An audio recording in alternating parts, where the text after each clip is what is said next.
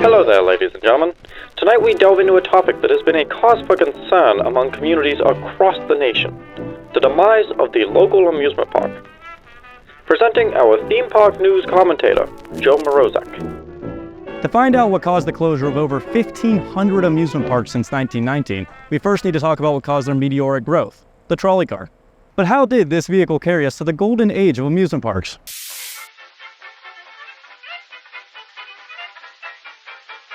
In the late 19th century, the mass market adoption of the trolley allowed people to live further from their workplace, while social changes gave the average person more spending money and leisure time than ever before. This led to a massive demand for entertainment. Crowds flocked to everything from vaudeville shows and motion pictures to beaches and county fairs to find ways to use this newly obtained recreation time. At the same time, the rail companies that operated the trolley lines wanted to maximize profits during off times like the evenings and weekends. Since power companies charged a flat monthly fee for electricity at the time, running trolleys more frequently really didn't increase costs. So to make as much money as possible, these companies needed to maximize the amount of people on each train. But how did they motivate people to cram into their trams like sardines?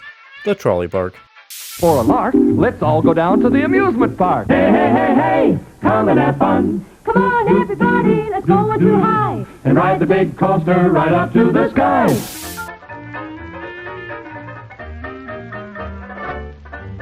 These parks started popping up in cities across the United States in the late 19th and early 20th century. Some markets had as many as 7 trolley parks, with there being over 1,500 in the US by 1919. These parks generally fell into a few archetypes with only slight variations here and there. Most feature a mixture of attractions, with the most common being a swimming pool, dance hall, wooden roller coaster, carousel, Ferris wheel, boats, restaurants, and other small rides and amusements. And weirdly enough, a large percentage of them were named Coney Island, Luna Park, Electric Park, or White City. I don't really know what was up with that. Palisades from coast to coast, where a dime buys the most. Palisades Amusement Park swings all day and after dark.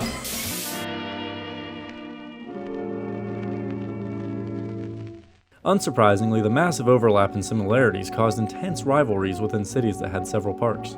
The parks were constantly expanding their offerings with new rides, bigger roller coasters, light shows, and a myriad of other attempts to pull people from their competition. They were all trying to find that golden ticket to make their park the dominant in the area. Through their efforts to stand out, they increased their debt, maintenance costs, and the amount of staff needed, which all contributed to the ballooning expenses of many of these parks. Competition was fierce, but why worry? People were still coming to the parks by the trolleyful. We're in the roaring 20s. Those cracks in the foundation are nothing to worry about though, right?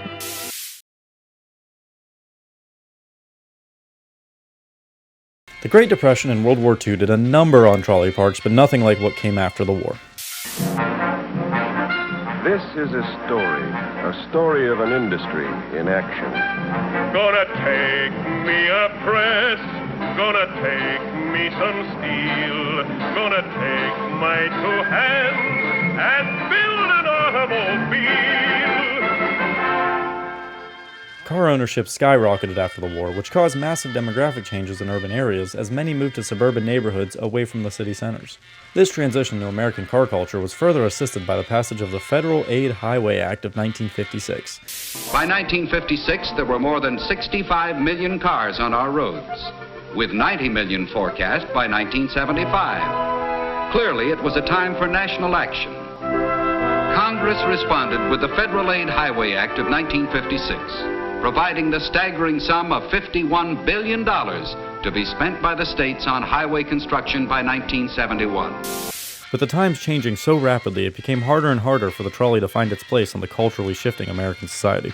With the popularization of car ownership, these parks weren't only competing with one another now, they were trying to stand out against larger attractions much further away that could be easier accessed with the freedom that new car-based culture brought. In addition, many of these parks weren't equipped with the massive parking lots required to handle an influx of personal vehicles.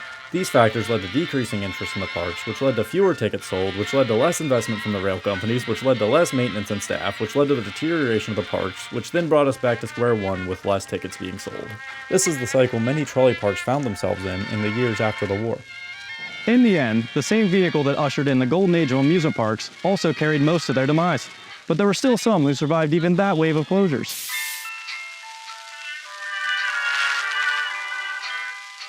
For most of the remaining parks, the inevitable was only delayed. Remember how I mentioned the decreasing maintenance budgets? Well, fires were also a huge cause of closures at parks like Forest Park Highlands in Missouri, Columbia Gardens in Montana, and Central Park in Pennsylvania. Others were closed for a variety of different reasons, including increasing costs like Cascade Park in Pennsylvania, Riverside Park in Indiana, and Rockaway's Playland in New York. Or safety concerns like Norumbega Park in Massachusetts, Silver Beach Amusement Park in Michigan, and Palisades Park in New Jersey. And of course, last but not least, the continuously decreasing visitor numbers were at least a contributing factor for a lot of closures if they weren't the nail in the coffin entirely.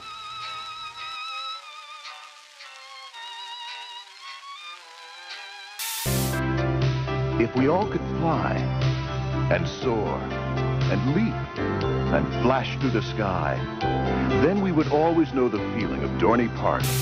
Today, 11 trolley parks remain scattered across the United States. Those are Camden Park in West Virginia, Canobie Lake Park in New Hampshire, Clementon Park in New Jersey, Dorney Park in Pennsylvania, Kennywood in Pennsylvania, Lakemont Park in Pennsylvania, Midway Park in New York, Oaks Amusement Park in Oregon, Quassy Amusement Park in Connecticut, Seabreeze Amusement Park in New York, and Waldemeer Park back in Pennsylvania.